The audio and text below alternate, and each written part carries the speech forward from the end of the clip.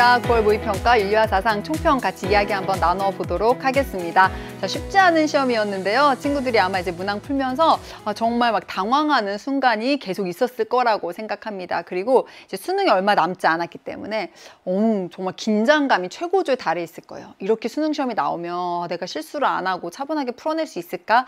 내가 정말 모르겠는 선지가 너무 많은데 이렇게 수능 시험이 출제가 되면 어떡하지? 이렇게 좀 걱정 반 근심 반인 친구들도 많이 있을 거라고 생각합니다. 자, 그런데요.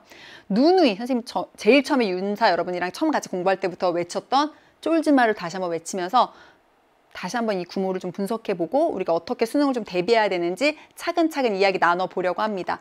자, 우리가 수능 시험이라고 하는 건 당연히 익숙한 문장을 제시해주지 않습니다. 그 어떤 시중에서 문제집에서도 나오지 않았던 그런 좀 처음 보는, 난생 처음 보는 문장이 나올 수밖에 없는 것이 수능이고요. 해마다 그런 문항은 계속해서, 그런 표현은 계속해서 등장해 왔습니다. 이제는 그걸 받아들여야 되고요. 그걸 좀 익숙하게 여러분 좀 이렇게 안고 가셔야 돼요. 내가 모르는, 처음 보는, 모르는 것처럼 느껴지는 낯선 문장이 반드시 나오게 되어 있다. 이번 구모에도 많이 나왔잖아, 얘들아. 그런데 멘탈 딱 붙잡고 다시 한번 읽어보고 천천히 생각해보면, 공부했던 거 떠올려보면 결국 다 배운 거야. 그러니까 낯설어 보이는 그 문장 속에 사실은 우리가 공부했던 익숙한 개념이 보물찾기처럼 다 숨겨져 있는 거거든요. 자, 여러분 수능 시험장에서 낯선 문장에 담겨있는 익숙한 개념을 찾아내기 위해서는요. 이번 구모 완전하게 1번부터 20번까지 정말 탈탈탈탈 완전하게 내 것으로 반복해서 살펴보시고요. 선생님과 함께 꼼꼼하게 좀 분석해보는 작업이 필요합니다. 꼭 기억하기. 우리 수능시험장에까지 이 말 가지고 들어가기. 낯선 문장이지만 그 안에 내가 공부한 개념 다 들어있다. 그러니까 쫄지 말고 그 개념 찾아내서 OX 잘 분별해내면 여러분 만점 받을 수 있습니다.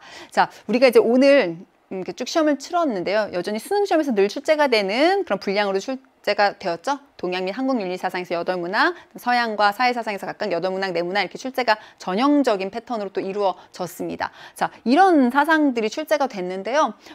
윤사는 다 나옵니다. 그러니까 여러분도 그냥 다 빼놓지 않고 두루두루 잘 공부해 두는 것이 필요하다라고 하는 거 알 수 있을 거예요.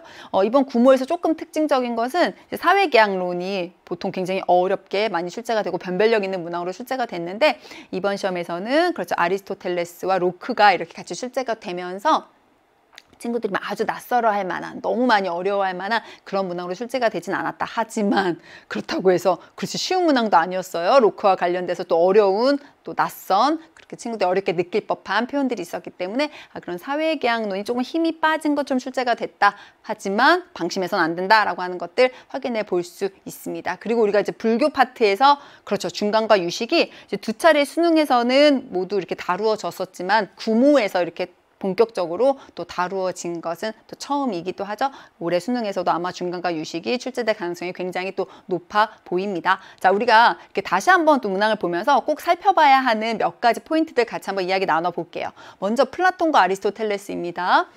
우리가 이제 아리스토텔레스 공부할 때 행복이 덕에 따른 영혼의 활동이다 라고 하는 거 귀에 못이 박히도록 들었어. 덕은 뭐야? 그렇죠. 인간의 고유한 기능인 이성이 탁월하게 발휘된 탁월성이야. 그런데 그 덕이 그렇죠. 지성적인 덕과 품성적인 덕으로 나눠지고 지성적인 덕은 철학적 지혜와 실천적 지혜로 막 구분돼서 우리가 공부했는데요. 특별히 그중에서 그 실천적 지혜라고 하는 건 조음, 그 조음을 파악하는 덕이에요. 그래서 친구들이 이 조음이라고 하는 워딩과 실천적 지혜를 연결시키지 못하는 경우가 아직까지 있어요. 그런데 아리스토텔레스에게 있어서 구체적인 상황에서의 조음은 결국 중용이기 때문에 중용을 헤아리는 실천적인 지혜가 조음을 파악하는 덕이다라고 하는 건 다시 한번 완전하게 짚고 가셔야 되겠습니다. 주희와 왕수인을 같이 이제 친구들이 워낙 비교해서 많은 문항들을 풀어보았는데요.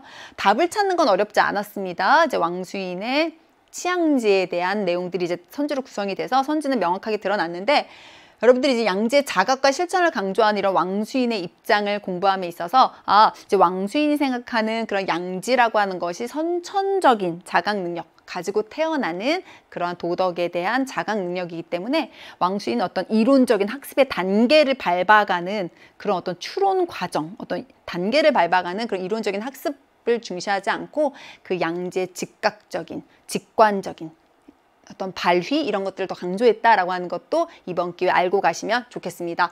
9번 문항에서 아리스토텔레스와 로크가 출제가 됐죠. 우리 앞에서 선생님이 또 많이 이야기한 것처럼 원래 로크는 홉스나 루소와 같은 사회계약론자들과 진검승부를 벌이는 문항으로 주로 출제가 됐었는데요. 이번에는 아리스토텔레스와 함께 출제가 됐습니다. 자, 그런데 이 문항도 그렇게 마냥 평이하지만은 않았어. 왜냐하면 요런 파트가 또 제시가 됐기 때문이죠. 로크는요, 자연 상태에서 각 개인이 각자의 사건에 대해서 자연법을 기준으로 각자가 판단을 내릴 수 있다는 거 다시 한번 정리해 두셔야 되겠습니다.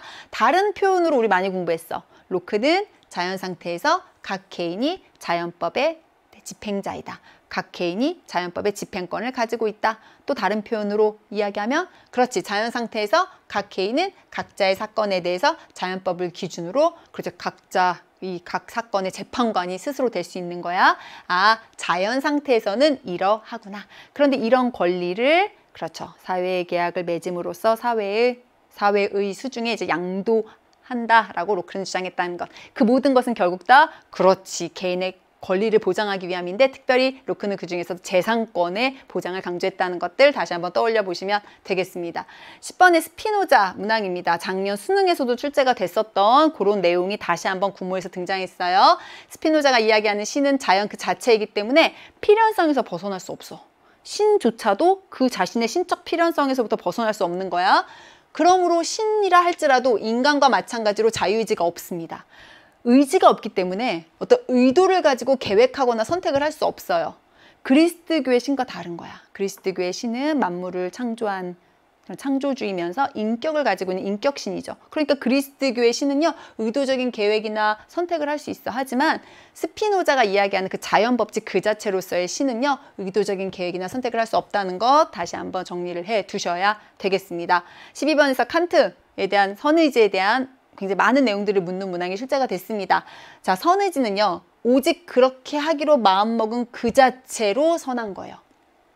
이런 워딩 여러분 기억해 두시고 알아두시면 좋아요. 우리가 이제 수능 특강에서도요, 자료 플러스에서 다 다루었고 많이 접해봤던 그런 표현이지만 친구들이 아직까지 좀 낯설어 할 수 있습니다.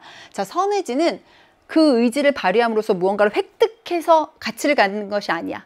그 선의지가 뭔가 유용한 것을 이루었기 때문에 선한 것이 아니라 그렇게 하기로 마음먹은 그냥 그 자체로 선한 거예요. 비록 어때? 마음은 먹었으나 내가 의욕했던 그 대상을 획득하는데, 의욕했던 그 대상을 성취하는데 실패했다 하더라도 마음먹은 그 자체가 선한 것이다 라고 칸트는 이야기하면서 그런 의미에서 선의지는 이 우주 가운데서 유일하게 무제한적으로 무조건적으로 선한 것이다 라고 이야기하죠. 그러니까 마음먹은 그 자체로 선한 것이다, 이걸 좀 다른 표현으로 의욕함 자체로 선한 것이다 라고 이야기했다는 것도 가져가시면 되겠습니다. 17번 휴미입니다. 어떤 품성에 대한 평가는 그 품성이 관찰자의 마음에 끼친 영향의 결과이죠.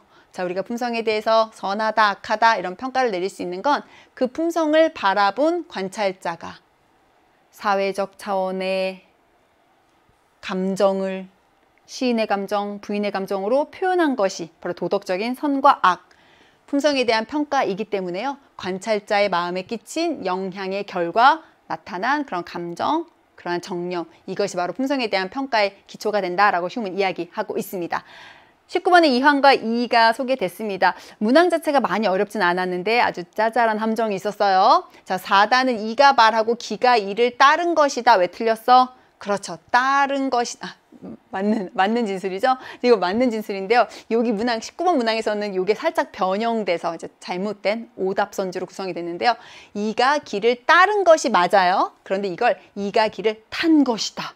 탄 것이다 라고 이렇게 잘못된 진술로 살짝쿵 변신해서 오답으로 이렇게 또 등장했다는 것들 다시 한번 떠올려 보시면 되겠습니다. 자, 이제 우리가 정말 이제 수능 시험만 이제 앞두고 있는 거잖아요. 이제 최종입니다. 최종 점검을 위해서 여러분들에게 선생님이 좀 부탁하고 싶은 것은요, 육모랑 구모 문항제가 너무 중요하잖아요. 그러니까 육모랑 구모 문항지를 딱 준비해 두시고요. 본인의 단권화 자료가 있을 거야. 그동안 윤사 열심히 공부했던 그 단권화 자료를 딱 펼쳐놓고 비교 분석하세요. 내가 틀린 문항을 찾아보고 이거 이황 2 관련된 문항 나 틀렸네? 그럼 여러분 단권화 자료에 이황 2 파트가 있잖아요. 살펴보고 하나하나 꼼꼼하게 요런 선지는 여기에는 요런 내용이었네. 이 선지는 요 내용이네. 내가 요 부분 놓치고 있었네. 그럼 더 추가해서 기록하고 이러면서 이 두 개를 계속 끝까지 비교 분석하면서 샅샅이 한번 육모와 구모를 여러분이 좀 분석해 본다면 수능을 앞두고서 굉장히 좋은 공부가 될 것이라고 생각합니다. 그런데 이게 혼자 하긴 쉽지 않아. 그래서 함께하면 좋은 강의를 선생님 다시 한번 여러분에게 강추드립니다. 기출문풀을 아직까지 너무 엄두가 나지 않아요. 너무 양이 많아서 저는 어떻게 될지 모르겠어요. 이런 친구들은 선생님이 10강의 특강, 약정공략 특강을 통해서 자료실에 핵심적인 평가원 기출문항들도 오답률 높은 문항들 선별해서 다 올려놨거든요. 여러분 출력해서 풀어보시고 선생님과 함께 배속 조절해 가면서 10강 수강하면요. 정말 중요한 문항풀이들 다 가져가실 수 있습니다. 그리고 선지가 너무 중요한 거 아시죠? 선지 OX로 계속 보셔야지 꼼꼼하게 공부할 수 있습니다. 수능 완성에 24강부터 30강까지 7강에 걸쳐서 선생님이 선지 OX 특강을 구성해 두었기 때문에 반드시 정말 반복적으로 수강하면서 여러분의 것으로 가져가시면 큰 도움이 될 거예요. 그리고 파이널 체크 포인트로 육모와 구모만 철저하게 분석하는 특강이 5강으로 마련될 예정이기 때문에 친구들 같이 참고하시면 정말로 큰 도움이 될 거라고 생각합니다. 윤사의 길 굉장히 여러분 긴 길을 선생님과 함께 우리 기본 개념부터 여기까지 지금 달려왔습니다. 우리 끝까지 끝날 때까지 끝난 게 아니다라고 하는 심정을 가지고요. 나의 윤사의 칼을 날카롭게 마지막으로 다듬어 간다는 심정으로 1번부터 20번까지 구모 꼼꼼하게 분석하고 내 것으로 만들어 보도록 할게요. 우리 1번 문항에서 다시 한번 만나보도록 하겠습니다.